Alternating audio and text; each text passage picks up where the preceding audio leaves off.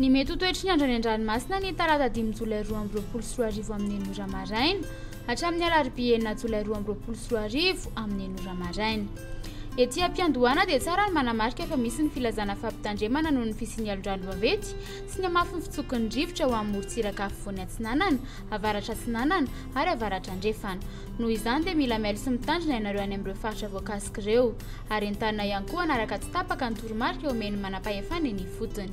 Ho amin'ny morontsiraka atsinanana, Cap d'Ombre hatrany Capeste, anorana malefaka miatoato.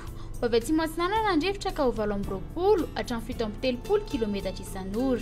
Hahatratra 7 kilometatra isan'ora indraindray ny avaratry Vohemar, Anonja be na aherin'ny ranomasina, ahavon'ny onja 2 hatramin'ny 3,2 metatra isan-droana tonony avy atsimo atsinanana. Capeste hatrany Mahanoro, anorana malefaka miatoato. Ho avy atsimo atsinanana andrivotra ka ho 7 hatramin'ny 8 kilometatra isan'ora. Anonja be na aherin'ny ranomasina, ahavon'ny onja 2 hatramin'ny 2,7 metatra isan-droana tonony avy atsimo atsinanana. Mahanoro hatrany Tolaniaro, andrahoana amin'ny tsitokotoko aranorana tandrifin-drahona amin'ny tsitokotoko. Ho avy atsinanana navaratra atsinanana andrivotra ka ho 7 hatramin'ny 7 kilometatra isan'ora.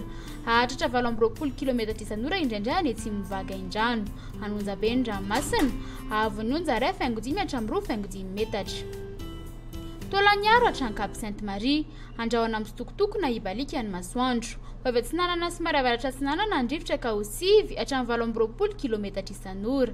Hahatratra 7 kilometatra isan'ora indraindray, Anonja be ny ranomasina, ahavon'ny onja 2,3 hatramin'ny 2 metatra. Ho amin'ny morontsiraka andrefana, Cap Sainte-Marie hatrany Cap Saint-Vincent, ibalika ny masoandro. Ho avy atsimo na atsimo atsinanana andrivotra ka ho 7 hatramin'ny 8 kilometatra isan'ora. Adiny mpanonja na Anonja be ny ranomasina, ahavon'ny onja latsaky ny 2,5 metatra isan'ny rano madinika avy atsimo. Cap Saint-Vincent hatrany Cap Saint-André, ibalika ny masoandro. Ho avy atsinanana andrivotra ny maraina ka ho 7 hatramin'ny 9 kilometatra isan'ora.